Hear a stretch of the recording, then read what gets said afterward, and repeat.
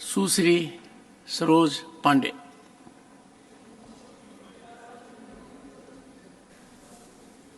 धन्यवाद सभापति जी। आज चला चली की बेला है और आज इस चला चली की बेला में जब हम अपने विचारों को व्यक्त कर रहे हैं तो मैं सबसे पहले आपको धन्यवाद करना चाहती हूँ। धन्यवाद इस बात का कि आपने जीवन का वो अस्मरणीय पल मुझे दिया, आसंदी पर बैठने का अवसर दिया। मैं इसलिए आपको बहुत धन्यवाद करती हूँ। ये मेरे जीवन का बहुत अविस्मरणीय पल रहा है। नारी सशक्तिकरण की दिशा में आपने जो कदम उठाया, मैं उसके लिए आपको बहुत साधुवाद भी देती हूँ। हम बहनों में आत्मविश्वास का संचार हुआ है।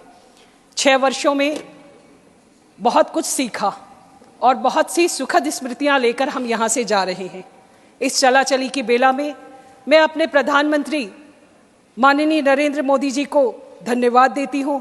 हमारे गृह मंत्री माननीय अमित शाह जी को भी धन्यवाद देती हूँ। हमारे अध्यक्ष नड्डा जी को भी धन्यवाद देती हूँ कि उन्होंने मुझे इस उच्च सदन का सदस्य बनने का अवसर दिया, कुछ सीखने का अवसर दिया।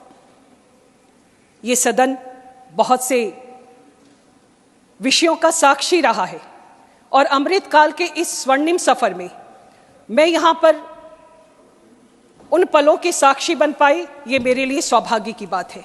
मैं देश के प्रधानमंत्री जी को इस बात के लिए धन्यवाद देती हूँ कि 3 तलाक का विषय एक ऐसा विषय था जो बार बार राजनीति में फंस जाता था और राजनीति में फंसने के कारण उस पर निर्णय नहीं हो पाते थे। राजनीतिक जिजीविषा का ऐसा उदाहरण देश के प्रधानमंत्री जी ने महिलाओं के लिए दिया।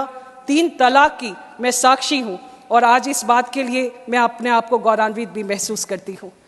नारी शक्ति वंदन अधिनियम जब कई बार इतिहास लिखा जाएगा तो मुझे लगता है ये एक ऐसा बिल था जब नारियों को सशक्तिकरण की दिशा में उनको स्थान देने के लिए देश के प्रधानमंत्री जी ने जो कोशिश की है, मैं देश के प्रधानमंत्री जी को बहुत धन्यवाद देती हूँ और अपने आप को सौभाग्यशाली मानती हूँ कि समय के उस कालखंड में मैं इस सदन में उपस्थित थी। मैं उस पल की साक्षी थी और देश के प्रधानमंत्री जी को इस बात के लिए बार बार धन्यवाद देती हूँ कि उन्होंने इस प्रकार के बिल को लाया जहाँ पर महिलाएं आगे बढ़ सकती हैं, सशक्त हो सकती हैं और आने वाले समय में इस देश में एक अलग परिदृश्य दिखाई देगा। 2014 के बाद से बहुत सा परिदृश्य, राजनीतिक परिदृश्य बदला है।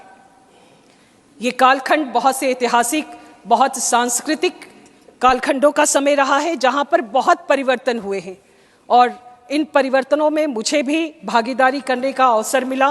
मैं अपने आप को गौरवान्वित महसूस करते हुए एक विषय जो मेरे को लगता है कि शायद ये मेरे कार्यकाल में होना चाहिए था लेकिन नहीं हो पाया और जाने का समय हो गया, वो विषय है छत्तीसगढ़ी भाषा को 8वीं अनुसूची में शामिल करने का। वो विधेयक प्राइवेट मेंबर बिल के तौर पर अगर पारित हो जाता, ये विधेयक किन्हीं कारणों से लंबित रह गया। ये मन में मेरे कहीं ना कहीं ये कसक बाकी रह गई है।